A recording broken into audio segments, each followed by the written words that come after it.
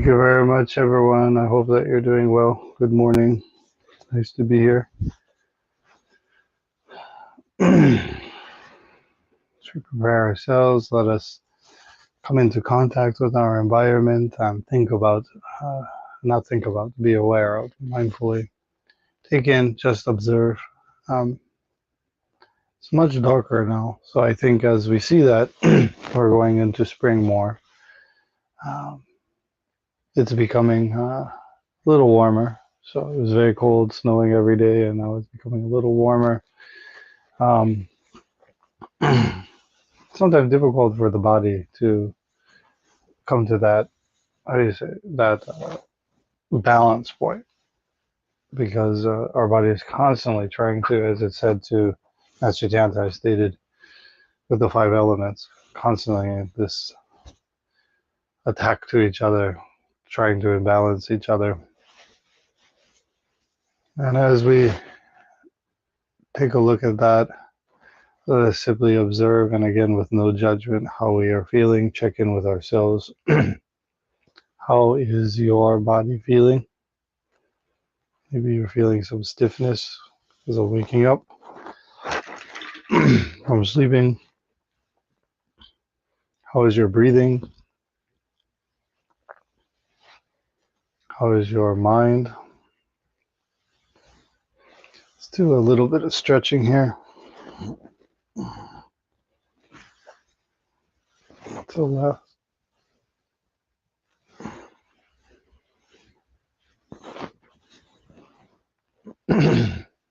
Forward.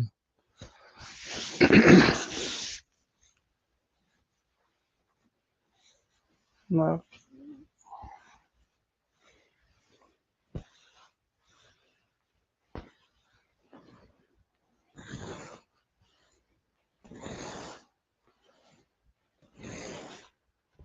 Now we'll do some circles again. One of the challenging effects of this is allowing the weight to just drop and then using your body to allow it to go around. Left. We'll do this 3 times.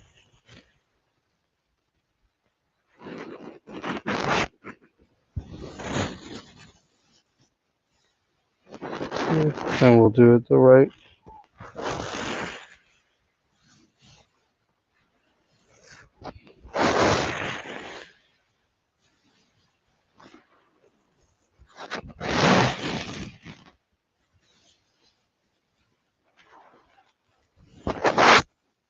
Okay.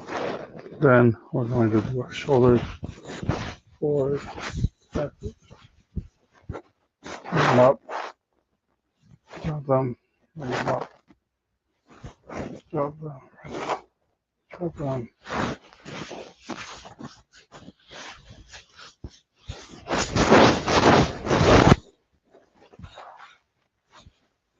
All right. Now make sure that you're cushioned, that you're sitting square, because again, as we know, asana means seat. So we're creating with this exercise a seat. So make sure that your seat is stable at your 3 points. So if you're sitting in a chair, your 2 feet and your backside are flat. If you're sitting on the ground, make sure at least your knees are touching. If you need to put pillows under it, that's fine if you're not that flexible yet. And then under your backside. Okay, let us begin with 3 pranayama breathing techniques. Let's breathe in through our nose for 3, hold, and exhale through our mouth for 7. Let us begin. Hold.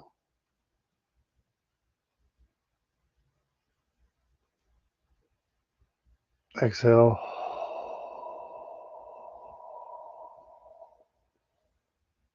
Second round. Hold.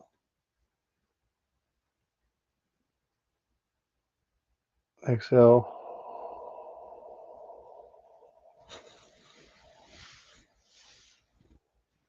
Round 3. Hold.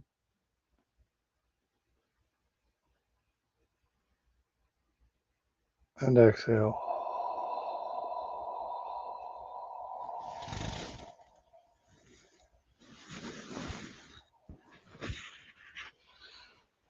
Now we're going to make our posture like a stone um, anchor, as Master Tiantai states, where we begin our meditation. Our body remains still. We can move left to right slowly like a pendulum, finding the center, front to back. Then we're going to keep it as is. Okay. And then we're going to have our ears over our shoulders, tuck in our chin, close our eyes, close our mouth, put our tongue to the roof of our mouth. And we're going to use the Daimoku, Namamyo Horenge Kyo, as we exhale. We're stopping our mind. And then as we inhale, simply observing the breath coming through. At the sound of the bell, let us dissolve into concentration, meditation.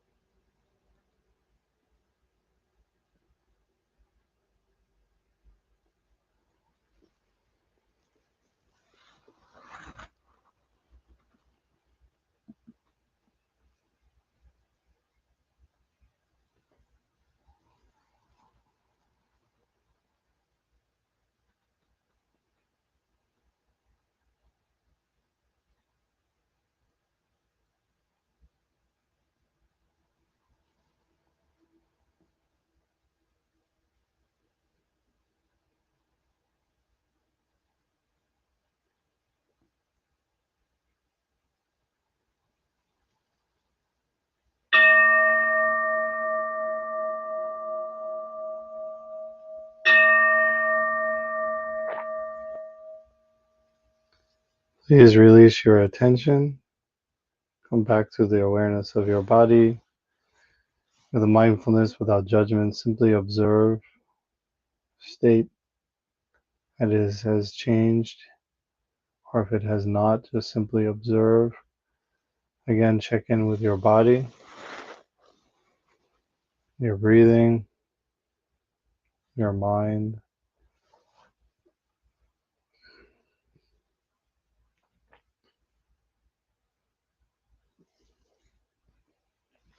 So we come back, let us move our fingers, toes, body.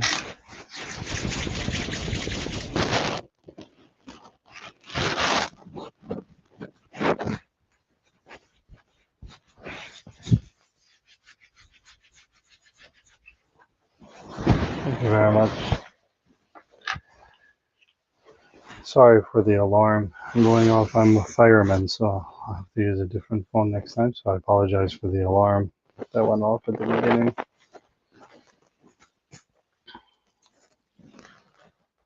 Now it's becoming more light. We come up to the Lunar New Year. We prepare ourselves for the actual New Year because that's where the uh, lunar calendar starts. Lunar calendar has many connections, important aspects for our practice, which I'll share with you all later. But again, the influence that the moon has on our bodies are very significant, and there are many systems within Buddhism that use that as a kind of device or support for our study and practice. This weekend I will be at the Rochester Temple. I'm very much looking forward to it. I plan on going as much as possible to support our members there, our believers, practitioners. And it's important, as we were talking about the correct mindset in meditation, it is imperative to have a teacher. Even, of course, as we know, teachers are regular people. However, as being regular people, there is a certain amount of dedication and also practice and study. And being a priest of the Nichiren Shu tradition, I'm very inspired by the Sangha because also I'm a member of the Sangha as well.